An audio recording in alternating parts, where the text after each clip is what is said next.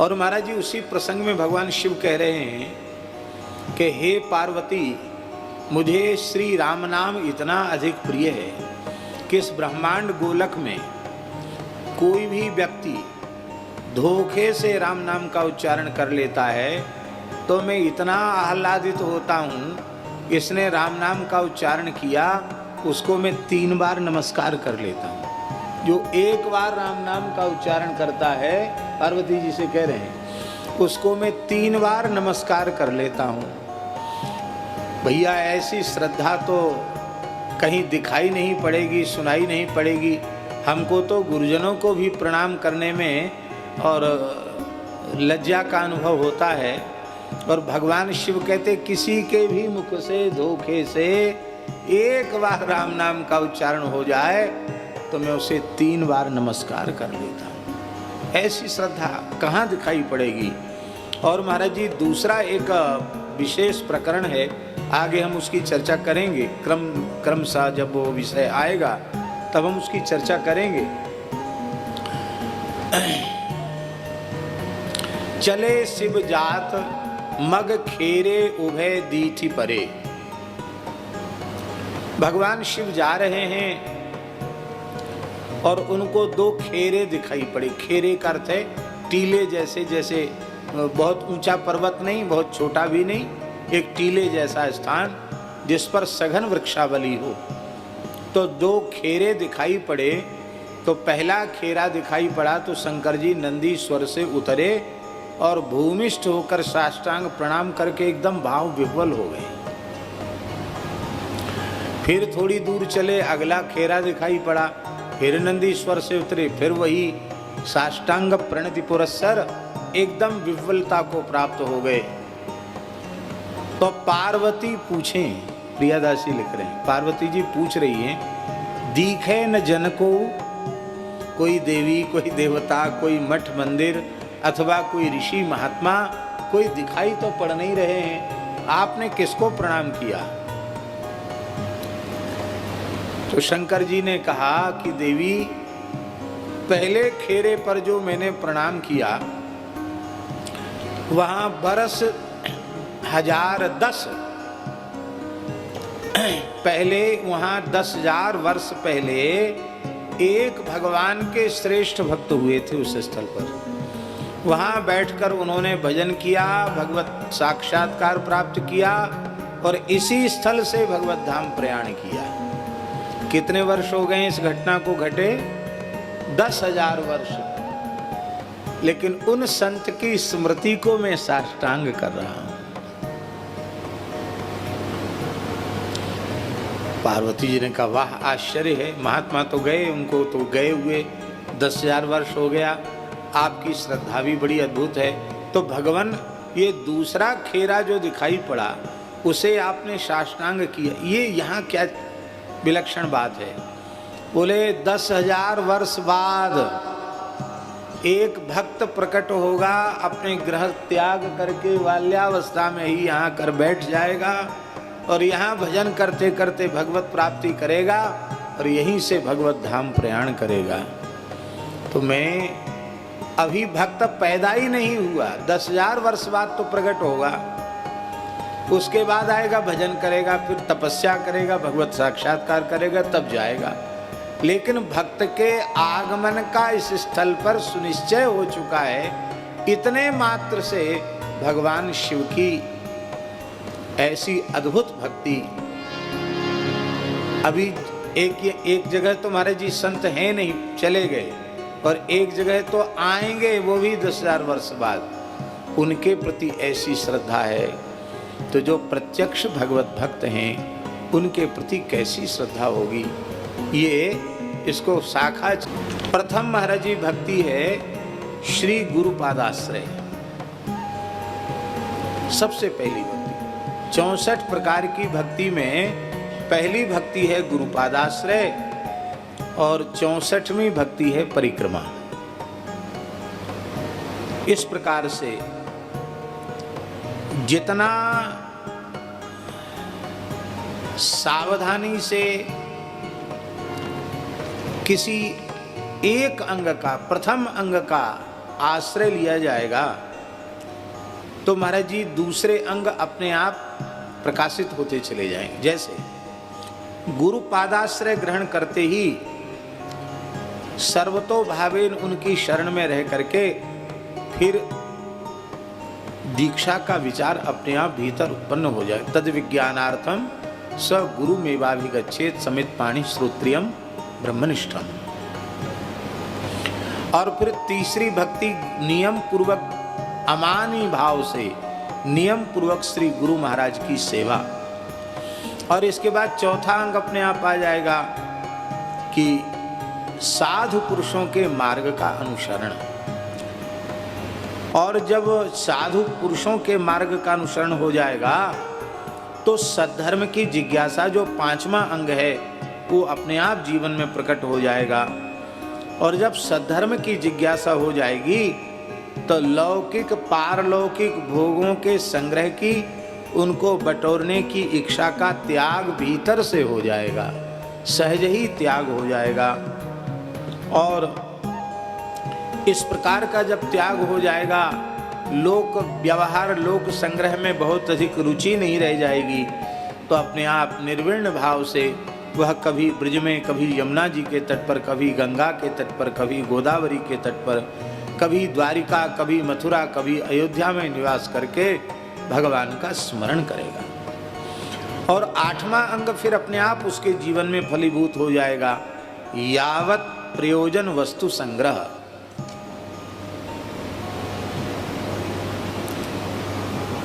यावत प्रयोजन वस्तु संग्रह। कई बार ऐसा होता है कि महात्मा कहते हैं हम गद्दा नहीं बिछाते हैं, अच्छी बात है नहीं बिछाते हैं, पर कंबल जो बंटते हैं ना, मिलते मिलते मिलते मिलते वही 100-200 कंबल हो जाते। तो वो तख्त के ऊपर कंबल एक के ऊपर एक जमाते जमाते कम से कम 1-1.5 फुट गद्दे की क्या आवश्यकता है। और ऐसे भी महात्मा देखे हैं कि जब तक उनका बहिर्वास और उनका अचला जब तक पूरी तरह जीर्ण शीर्ण न हो जाए, अब किसी भी प्रकार से पहनने योग्य नहीं है, तब बड़े आग्रह पूर्वक किसी के दिए जाने पर वो स्वीकार करते हैं। और जैसे तैसे के द्वारा दिए जाने पर नहीं, गुरुजनों के द्वारा कृपा पूर्वक दिए जाने पर ही वे स्वीकार करते हैं। महाराज जी पुराने महापुरुष कैसे होते थे, एक सत्य घटना निवेदन करें। गंगा किनारे ये कलकत्ती घाट है, राम घाट, कलकत्ती घाट, इधर की तरफ बात, राम घाट की बात है। वहां एक महात्मा रहते थे। वे मूल में श्री गोवर्धन मठ जगन्नाथपुरी की परंपरा के दंडी सन्यासी महात्मा थे। और उनकी सेवा में एक ब्रह्मचारी रहते थे। राजस्थान का शरीर था उनका, विप्रकुल का, श्री ब्रह्मचारी जगन स्वरूप जी महाराज। तो बड़े समर्पित भाव से अपने गुरु महाराज की सेवा करते थे। और वो जमाना था जब भोज भंडारे होते ही नहीं थे। पूज्य महाराज जी ने बताया कि 2 बोरा, एक बोरा बिछाने के लिए मिल जाए और एक ओढ़ने के लिए मिल जाए तो समझा जाता था कि कुठारी जी ने बहुत दया कर दी, बड़ी करुणा कर दी, जो सर्दी में एक बोरा बिछाने को, एक बोरा ओढ़ने को दे दिया। कई बार उस पर भी 2-4 खरी खोटी सुननी पड़ती थी। वो जमाना था। भोज भंडारे कभी कभार होते थे। विरक्तों का ऐसे ही ठाठ था, इसी पद्धति से निर्वाह होता था। तो किसी महात्मा के यहाँ उत्सव हुआ, उनके कोई बड़े भगत थे और उस जमाने में, आज से लगभग 70 वर्ष पुरानी बात होगी, उस जमाने में 10-10 गज का अचला और एक कंबल, कमंडल और 1 रुपया दक्षिणा। 1 रुपया बहुत होता था। 70-72 साल पहले 1 रुपया की कम कीमत नहीं थी। तो उसके लिए चिट्ठी आई थी कि इतना बटेगा। ये समाचार जल्दी प्रसारित हो जाता है महात्माओं में कि कहाँ भंडारे में क्या बटने वाला है। तो लोगों में चर्चा थी, बड़ा भंडारा होगा, ऐसा ऐसा कपड़ा मिलेगा। कपड़ा तो था ही नहीं उस समय।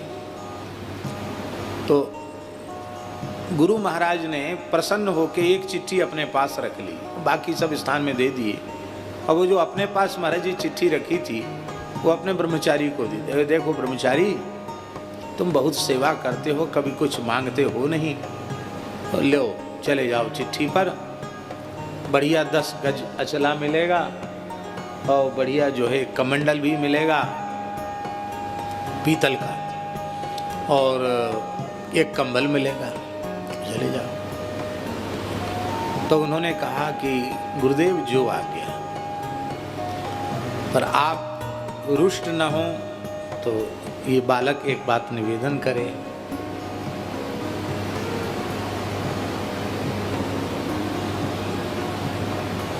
कहो। बोले आपकी जूठन से पेट भर जाता है, आपके अधरामृत से, आपके भुक्तावशिष्ट से मेरी उदर पूर्ति हो जाती है, और आपके श्रीअंग से के वस्त्र से हमारा निर्वाह हो जाता है। हमें किसी भी वस्तु की आवश्यकता का अनुभव ही नहीं होता। आपकी कृपा से इन किसी वस्तुओं की अपेक्षा हमारे मन में नहीं है। बस आपकी सेवा केवल एक ही भाव से मैं कर रहा हूं कि भगवान ने बड़ी कृपा की है, मनुष्य जन्म दिया, उसमें भी ब्राह्मण कुल में जन्म दिया। अब ये शरीर धारण करना सफल हो जाए। आप ही कहते हो कि भगवत तत्व की अपरोक्षानुभूति से ही जीवन की सार्थकता है। ऐसा कहकर रोने लगे। महाराज जी इतने मात्र से गुरुजी इतने प्रसन्न हो गए, छाती से लगाया और कहा देखो जहाँ तुम्हारा जन्म हुआ है उसके उस क्षेत्र में चले जाओ, वहाँ जंगल है, और वहाँ बैठ करके तुम वासुदेव मंत्र का, द्वादशाक्षर मंत्र का जप करो, मात्र 6 महीने में तुमको भगवत साक्षात्कार हो जाएगा। और चिट्ठी तुरंत दूसरे साधु को दे दी। बोले हाँ तुम्हें जरूर भगवान मिलेंगे, ये मैं कहता हूँ, मिलेंगे तुमको। और महाराज जी वहाँ जाकर वो बैठ गए। गुरुजी ने तो कहा था 6 महीने के भीतर हो जाएगी, उनको 4थे महीने में ही शंख चक्र गदा पद्मधारी भगवान का प्रत्यक्ष दर्शन हुआ। श्वेत वस्त्र पहनते थे तो वहाँ के लोगों ने उनका नाम धर दिया धौला बाबा। देहाती लोगों ने धौला बाबा। और बचपन में ही घर छोड़ दिया था और अब आए थे थोड़ी बड़ी उम्र में, तो लोगों ने पहचाना ही नहीं कि इसी क्षेत्र का बालक है, बोलते थे नहीं। पीलू के वृक्ष के नीचे आकर के बैठ गए, बस वहीं जप करने लग गए।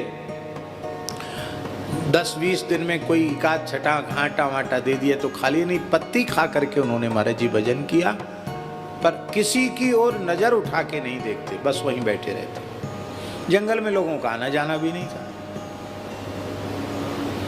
हाँ कौतूहल लोगों को जरूर था कि कोई आकर के एक जवान आदमी वहाँ बैठा है, बोलता नहीं, देखता नहीं, किसी की बात सुनता नहीं, पता नहीं क्या है, पागल है क्या है, ऐसे लोग। तो जब ये है यावत वस्तु प्रयोजन, तो उनको ये नहीं हुआ कि हम कमंडल ले आवें और अचला ले आवें और कंबल ले आवें। तो जो मिलना चाहिए था उनको मिल गया। हरिवासर का सम्मान, आमलक अश्वत्थ आदि वृक्षों का आदर, उनका सेवन, विमुख संग का त्याग, और न शिष्यान अनुवदनीयात, शिष्यान है शिष्यम नहीं है, न शिष्यान अनुवदनीयात, ये भी है अधिक शिष्य न करना, बहुत बड़े कार्यों का आरंभ न करना, ग्रंथान नैवाभ्यसेद बहून, बहुत ग्रंथों का अभ्यास न करना, कलाओं का अभ्यास न करना, बहुत विस्तृत व्याख्यान से बचना, व्यवहार में दैन्य को स्वीकार करके रहना, जीवन में कृपणता न आने देना, शोकादि के वशूभूत न होना, क्योंकि यदि संसार की किसी भी व्यक्ति वस्तु पदार्थ के प्रति हमारी महत्व बुद्धि है तो उतने अंश में भगवान के प्रति महत्व बुद्धि कम हो जाएगी। फिर उसकी प्राप्ति में हर्ष होगा, उसके नाश में शोक होगा। इसलिए भगवान के प्रति ही महत्व बुद्धि रखना, जागतिक पदार्थों के प्रति महत्व बुद्धि न होना, ये है शोकादि के वशीभूत न होना। और किसी भी देवी देवता का तिरस्कार नहीं करना। और महाराज जी ये तो स्थूल बात हुई, किसी देवी देवता का तिरस्कार नहीं, किसी भी प्राणी का तिरस्कार न करना। और किसी भी प्राणी का नहीं, चराचर में है ऐसी कौन व्यक्ति वस्तु पदार्थ जहाँ परमात्मा की सत्ता न हो, इसलिए किसी का भी तिरस्कार न करना पैर से। इसलिए महाराज जी सदाचार के निरूपण में आसन आदि को पैर से खींचना या अपने शरीर के वस्त्र को पैर से खींचना, ये असदाचार कहा जाता है। ये सदाचार नहीं है, क्योंकि उस वस्त्र के प्रति भी आदर का भाव है। अनादर और तिरस्कार का भाव किसी के प्रति नहीं।